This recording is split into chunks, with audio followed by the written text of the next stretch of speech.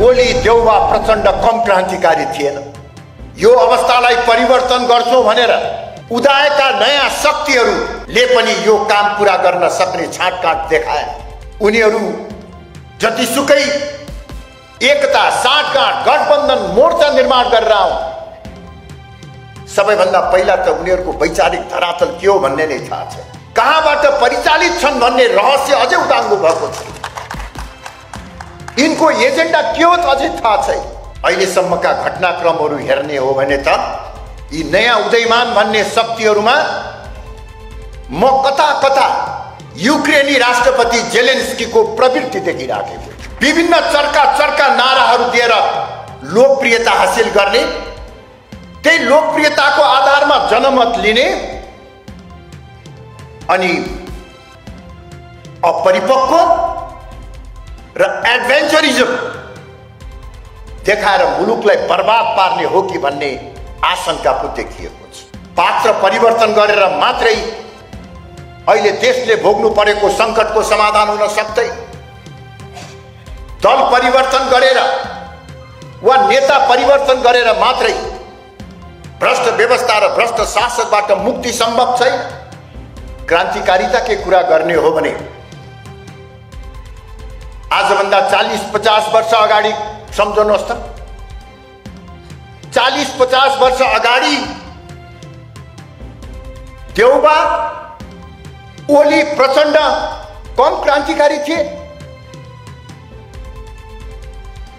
आमूल परिवर्तनको निमित्त जीवन उत्सर्ग गर्छौं भन्ने जोश बोकेर आएका थिए। तर कालान्तरमा सत्ता मोह र व्यवस्थालाई परिवर्तन गर्न सक्ने सकारात्मक सोच नभएका कारणले गर्दाखेरि देशलाई आजको खाडलमा यिनीहरूले पुर्याए। गणतन्त्रको विरुद्धमा, हिन्दू राष्ट्र र राष्ट्र संस्था पुनर्स्थापनाको पक्षमा विभिन्न चरणका ठुला साना, कहिले एक्ला अकेले कहिले मिलेर आन्दोलन र सङ्घर्ष गर्यो।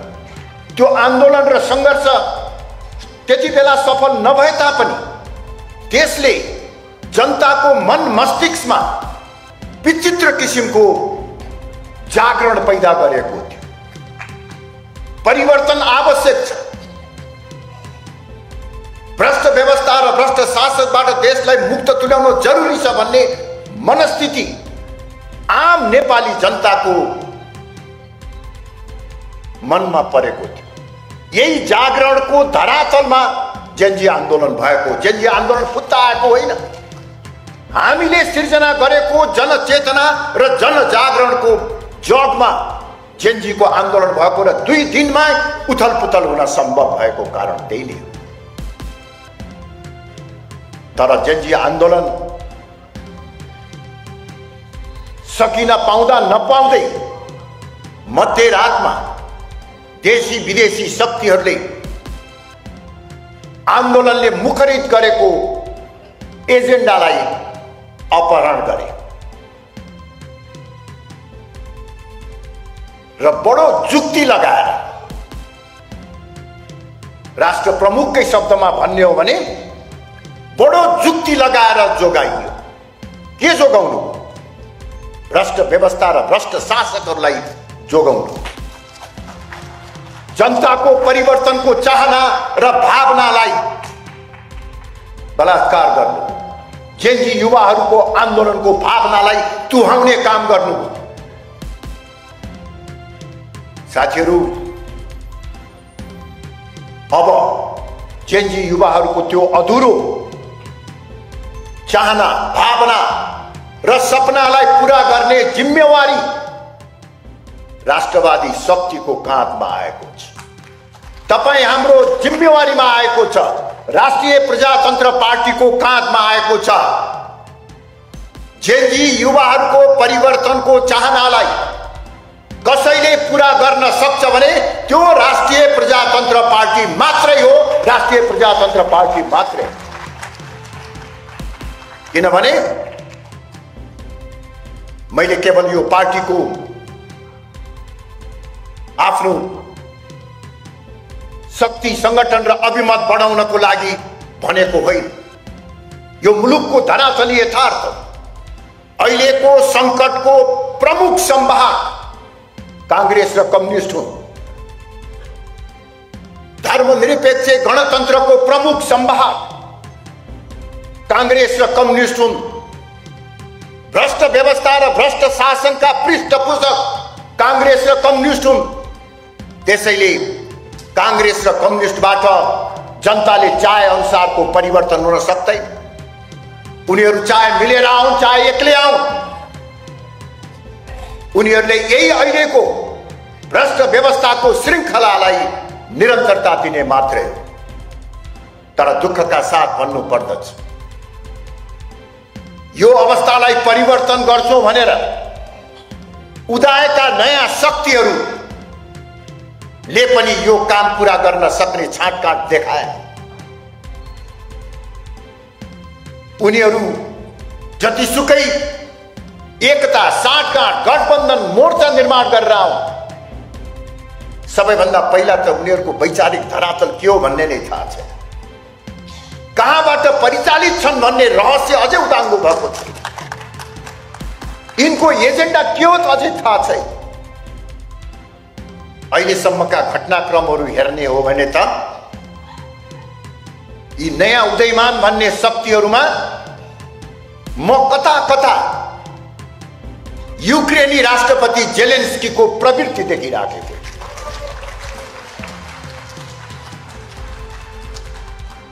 विभिन्न चर्का नाराहरू दिएर लोकप्रियता हासिल गर्ने, त्यही लोकप्रियताको आधारमा जनमत लिने अनि अपरिपक्व र एडभेन्चरिजम देखाएर मुलुकलाई बर्बाद पार्ने हो कि भन्ने आशंका पो देखिएको छ। नयाँ शक्तिहरू, नयाँ युवाहरू देखिएपछि जुन आशा, विश्वास, भरोसा हुनु पर्दथ्यो, जुन आमूल परिवर्तनको कुरा गर्नु पर्दथ्यो, त्यसतर्फ नगएर उनीहरूमा जुन किसिमको जेलेन्स्की प्रवृत्ति देखिराखेका छ। हेर्नुहोस्, आज युक्रेनको अवस्था हेर्नुहोस्। युरोपको एउटा शक्तिशाली राष्ट्रको रूपमा युक्रेन रहेको थियो। यस्तै लोकप्रियता बादको जगमा उभिएर जेलेन्स्की जब राष्ट्रपति पदमा निर्वाचित भए, आफ्नो भू राजनैतिक यथार्थलाई बिर्सेर उनले जे जस्ता किसिमका कदमहरू चाल्न थाले। पश्चिमा मुलुकहरूको बहकाउमा परेर उनले जे जस्ता किसिमका कदमहरू चाले, हेर्दा राष्ट्रवादी जस्तो देखिने, हेर्दा जनमुखी जस्तो देखिने, तर युक्रेन र युक्रेनी जनतालाई 50 वर्ष पछाडि धकेल्ने काम जेलेन्स्कीले गरिराखेका छन्। साथीहरू, म आजको यो कार्यक्रमको माध्यमबाट आम जनतालाई पनि निवेदन गर्न चाहन्छु, यो प्रवृत्ति 2062-63 को प्रवृत्ति भन्दा खतरनाक छ। 2062-63 को परिवर्तनले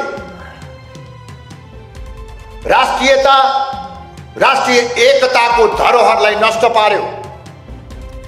यो 82-83 मा देखा परिरहेको प्रवृत्ति यदि नियन्त्रणमा नआउने हो भने यसले लोकतन्त्र, राष्ट्रिय अखण्डता र स्वाधीनतालाई नै संकटमा पार्न सक्ने टड्कारो खतरा देखिन्छ। पात्र परिवर्तन गरेर मात्रै अहिले देशले भोग्नु परेको संकटको समाधान हुन सक्दैन। दल परिवर्तन गरेर वा नेता परिवर्तन गरेर मात्रै भ्रष्ट व्यवस्था र भ्रष्ट शासकबाट मुक्ति सम्भव छैन। क्रान्तिकारिता के कुरा गर्ने हो भने आजभन्दा 40-50 वर्ष अगाडि सम्झनुहोस् त, 40-50 वर्ष अगाडि देउबा, ओली, प्रचण्ड कम क्रान्तिकारी थिए। आमूल परिवर्तनको निमित्त जीवन उत्सर्ग गर्छु भन्ने जोश बोकेर आएका थिए। तर कालान्तरमा सत्ता मोह र व्यवस्थालाई परिवर्तन गर्न सक्ने सकारात्मक सोच नभएका कारणले गर्दाखेरि देशलाई आजको खाडलमा यिनीहरूले पुर्याए। अहिले देखा परेका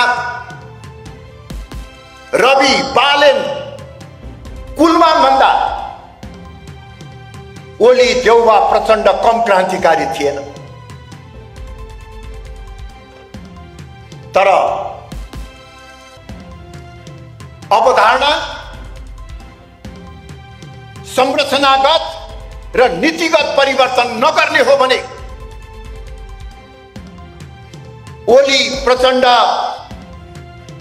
र देउवालाई आजको अवस्थामा आइपुग्नको निमित्त 20 वर्ष लाग्यो। यो नयाँ प्रवृत्तिलाई 5 वर्ष पनि लाग्दैन। मलाई लाग्छ ओली, प्रचण्ड, देउवाले आज व्यवस्थामा तपाईहरु आफै सुरक्षित हुनु भएन।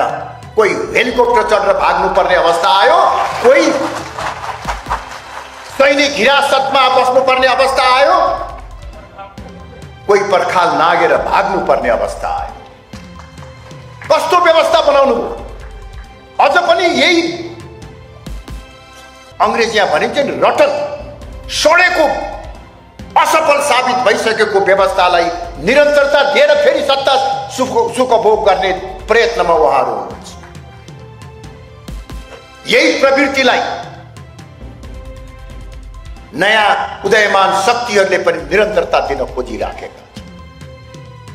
हामीले गर्वका साथ भन्नु पर्दछ साथीहरू, नेपालको राष्ट्रिय राजनीतिमा यही राष्ट्रवादी शक्ति र अब राष्ट्रिय प्रजातन्त्र पार्टी मात्रै यस्तो पार्टी हो जसले पात्र मात्र परिवर्तन होइन, पात्र परिवर्तन गर्नै पर्छ। पात्रको साथसाथै अवधारणा, मार्गचित्र पनि परिवर्तन गर्ने एजेन्डा बोकेको छ। यही एउटा पार्टी मात्रै छ। र आज हामी यही एजेन्डा बोकेर जनताका माझमा जान सक्यौं भने मलाई लाग्छ जनताले हामीलाई विश्वास गर्नेछन् र काम गर्ने अवसर दिनेछ। फेरि हामी भ्रममा पर्नु हुँदैन। म अध्यक्षज्यूलाई निवेदन गर्न चाहन्छु, अरू सबै साथीहरूलाई पनि अनुरोध गर्न चाहन्छु, आन्दोलन बाहेक अरू कुनै विकल्प छैन। यो मेरो पनि 20 वर्षको अनुभव। हामीले पनि विगतमा गल्तीहरू गर्यौं, बाटो बिरायौं। अहिले पनि हामीले बिर्सनु हुँदैन। यदि देशलाई भ्रष्ट व्यवस्था र भ्रष्ट शासनबाट मुक्त तुल्याउने हो भने, यदि हिन्दू राष्ट्र र राष्ट्र संस्थालाई पुनर्स्थापना गर्ने हो भने आन्दोलन आन्दोलन आन्दोलन बाहेक अर्को विकल्प छैन। हो, चुनाव पनि आन्दोलन। हामीले चुनावलाई पनि आन्दोलनकै रूपमा प्रयोग गर्नु पर्दछ। तर अर्जुन दृष्टि आन्दोलन, चुनाव एउटा प्रजातान्त्रिक अभ्यास भएको, जनताको माझमा जाने प्रणाली भएको कारणले गर्दा त्यसलाई हामीले उपेक्षा गर्न सक्दैनौँ, त्यसलाई प्रयोग गर्नै पर्छ। र